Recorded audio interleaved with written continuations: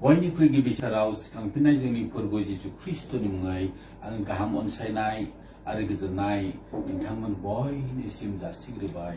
गोजोन्थों। खृष्टनाव अनज्लायग्राफोर जों बयबो मिथिगौ कर'ना भाइरासनि थाखाय बयबो गावबा गाव न'आव हाबसोनानै थानो गोनां जाबाय। गाव गावनि गामिखौ बेंनानै दोननो गोनां जाबाय। हाबलाय ओंखारलाय गैयै जाबाय। गिर्जाबो खालामनो खाबु मोनै जाबाय। जोंनि जायगायाव जायाखै गिथावथाव जोङो मिथिगौ, नाथाय जोङो नुबाय गासै बुहुमाव लाख लाख मानसिफ्रा आलाय सिलाय जाबाय। दिनैसिमाव 1 लाखनि मानसिफ्रा थैनानै थांबाय। दिनै बे थैनानै थांनायफोरनि थाखाय फिउनेरेल खालामनो मोनाखै।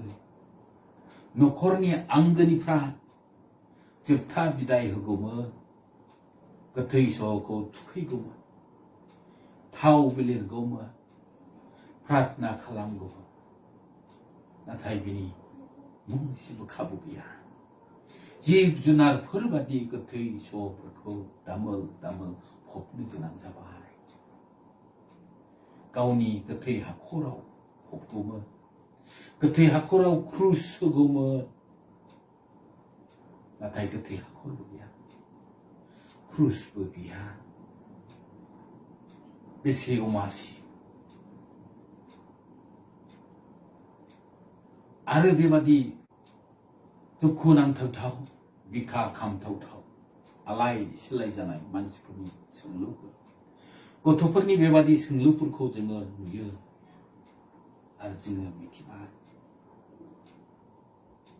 सोरबाया सोंदों, आंनि आबैया बहा, आंनि आबौआ बहा, आंनि आइया बहा, आंनि आफाया बहा।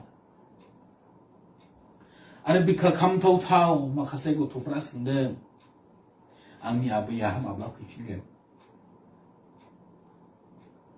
आंनि आबौआ माब्ला फैगोन, आंनि आइया माब्ला फैगोन, आंनि आफाया माब्ला फैफिनगोन।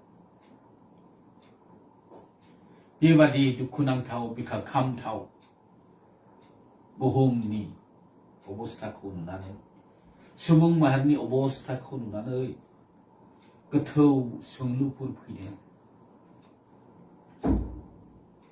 मा जों लोगो मोनलायफिनगोन? जों बबेयाव लोगो मोनलायगोन? बेनिखायनो बे दुखुनांथाव खौरां आरो मानसिनि गियानजों फिनख' हायै गोथौ सोंलुफोरखौ सानै सानै आं नैबे अमासि जानाय इस्टार सान्देआव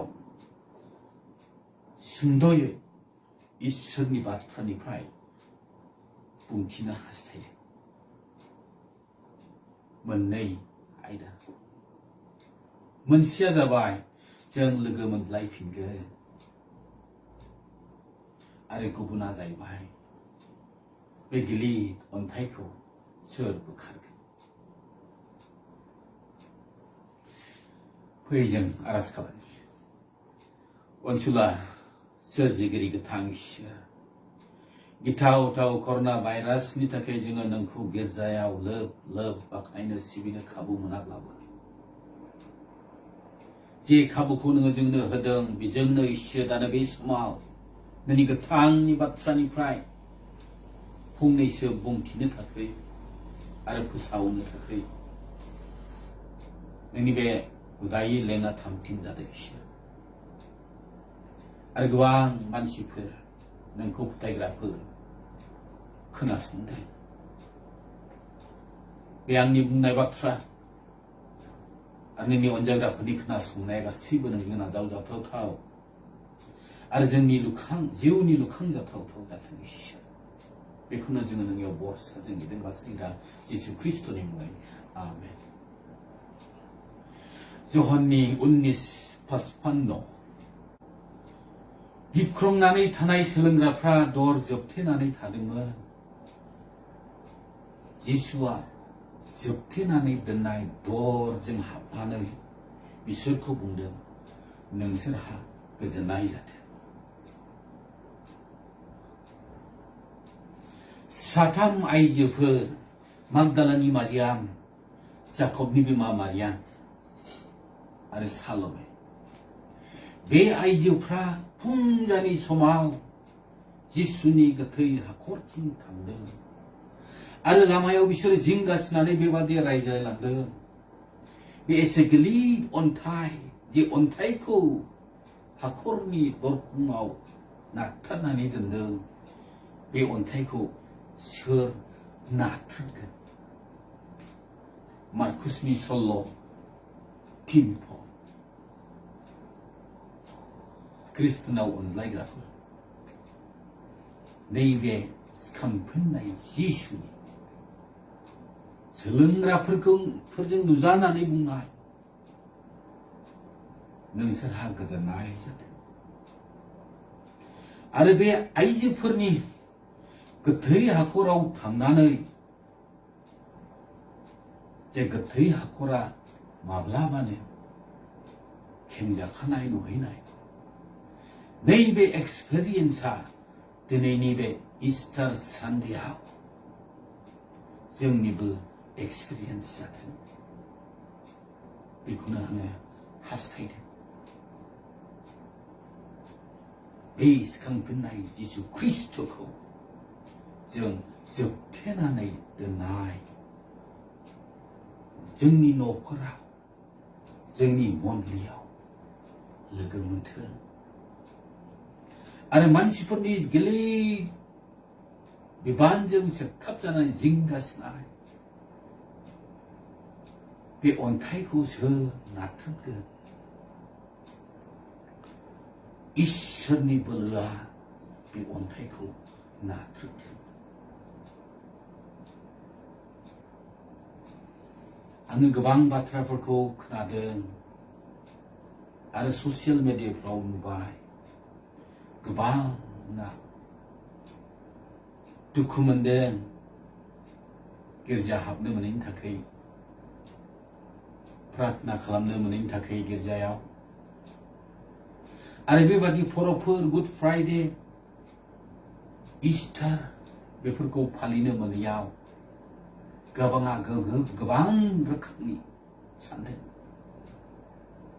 सोरबाया बुंदों इसोरखौ गिनायनिख्रुइ थैनायखौसो गिसिनबाय, इसोरखौ मानिनायनिख्रुइ सैतानखौसो मानिबाय। नाथाय ख्रिस्टनाव अनज्लायग्राफोर, नैबे इस्टार सानदेनि जे गाहाम रादाब, जे गोथांनि रादाब, नैबे रादाबनिफ्राय आङो बेखौनो बुङो, नङा, इसोरा राग जोंनायनि इसोर नङा, इसोरा बोराबनायनि इसोर नङा, इसोरा बिसार खालामग्रा नङा। मानोना जहननि 3:17 जोङो बेखौ नुयो,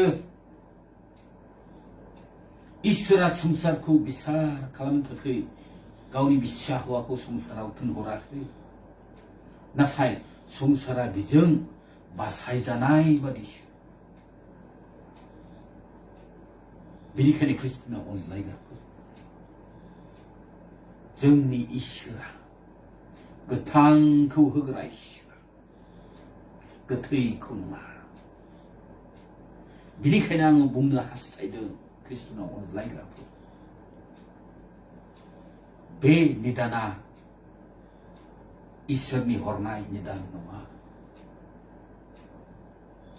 नङाब्ला बे निदाना सैताननि खामानिबो नङा।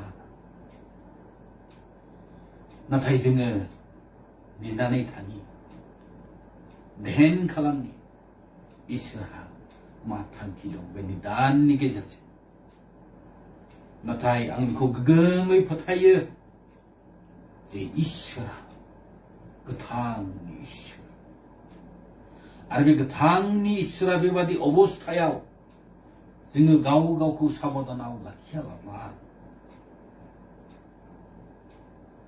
मानसिफोरनो जिउ होनायनिख्रुइ सोरनोबा थैनायखौ होयोब्ला इसोरा निस्सय बोराबगोन एबा दुखु मोनगोन। बेनिखायनो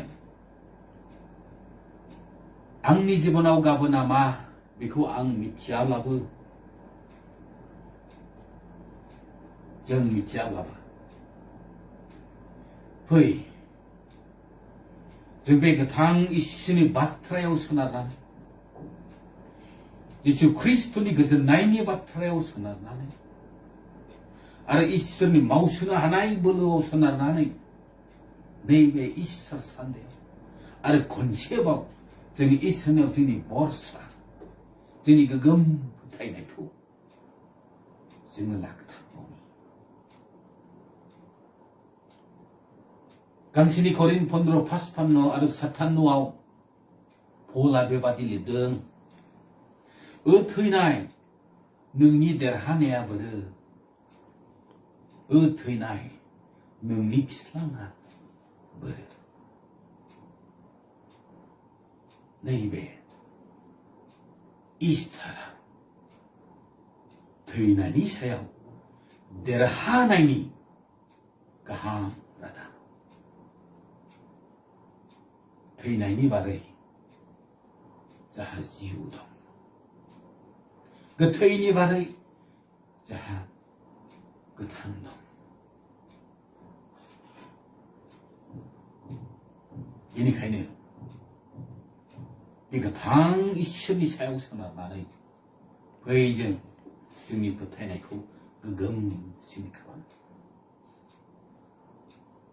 बे गिलु बालुनि दाननिफ्राय बारग'नो बोरै जों हागोन आरो गोबां सुबुं माहारिनि जिउखौ बोरै बासायनो हागोन, बेखौ जोङो ध्यान खालामनानै नायनि। बे सिखांफिननाय जिसु जाया आंनि थाखाय आरो आंनि थाखाय, नोंनि थाखाय जिउ होबाय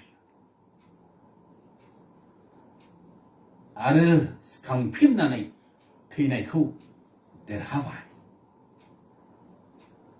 बे गोथां इसोर, देरहाहोग्रा इसोरनियाव भरसा खालामनानै जों बे गिथाव मुगानिफ्राय जोङो बारग'नो हास्थायो।